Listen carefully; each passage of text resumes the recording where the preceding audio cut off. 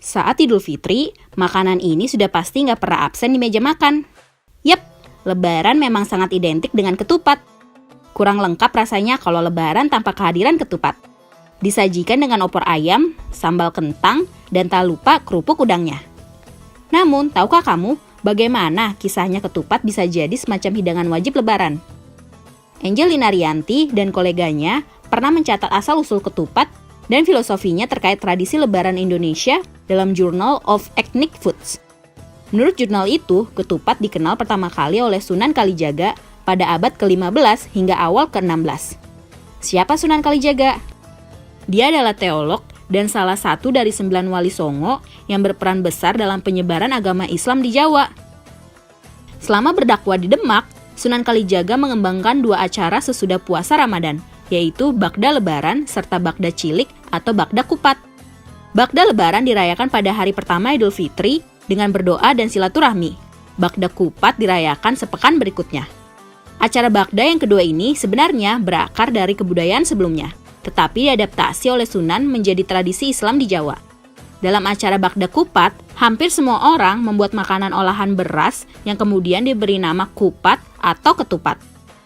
Mereka membuat anyaman segi 4, wajik dari janur muda, mengisinya dengan beras, lalu mengukusnya dengan mengeringkan. Makanan ini dibagikan pada kerabat dekat sebagai simbol kebersamaan dan saling berbagi.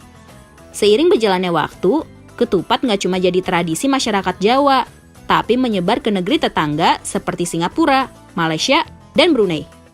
Hal ini beriringan dengan penyebaran agama Islam yang makin luas dan membawa salah satu tradisi budaya khas Indonesia, yaitu menyajikan ketupat di Hari Raya Idul Fitri.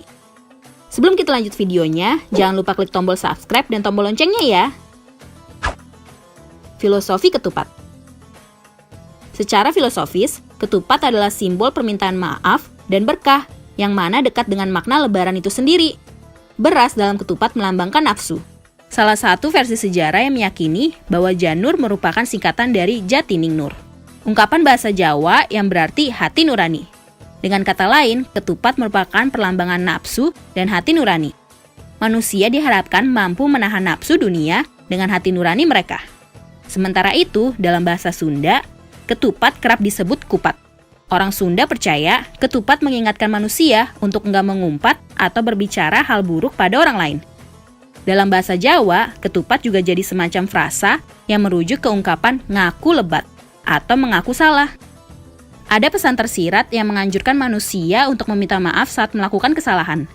Perilaku ini sudah jadi kebiasaan atau tradisi pada Syawal atau Idul Fitri pertama. Dan akhir bulan puasa ditandai dengan makan ketupat bersama dengan beberapa lauk. Ketupat digunakan sebagai simbol pengakuan bagi Tuhan dan manusia. Lebaran yang berarti lebar, berarti pintu permintaan maaf telah terbuka lebar. Ketika manusia mengampuni orang lain, mereka menerima banyak berkah. Kata lebaran juga merujuk pada kata lebar dalam bahasa Jawa yang bermakna sesudah selesai. Bulan puasa sudah berakhir, dan itu dirayakan dengan makan ketupat. Luberan berarti berlimpah yang memberikan pesan untuk membagikan aset mereka dengan orang yang malang melalui amal. Leburan berarti saling memaafkan.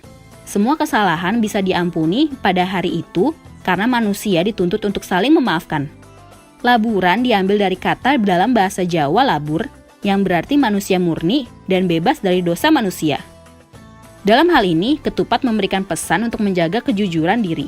Karena itu, setelah melakukan leburan atau saling memaafkan, orang harus mencerminkan sikap dan tindakan yang baik. Karena itu, ketupat sering digantung di ambang pintu untuk mencegah roh jahat memasuki rumah. Ketupat sering disiapkan dengan cara yang berbeda, dan salah satunya menggunakan santan sebagai media mendidih alih-alih air. Santan adalah simbol permintaan maaf. Santan dalam bahasa Jawa disebut santen, yang berarti pengampunten atau permintaan maaf. Seorang antropolog Indonesia menafsirkan ketupat sebagai salah satu simbol solidaritas sosial atau hubungan timbal balik seperti memberi dan menerima, yang dikenal sebagai hukum timbal balik. Hubungan timbal balik terkait dengan kebiasaan saling memberi ketupat. Perilaku memberi menunjukkan hubungan timbal balik antara satu orang dan orang lain.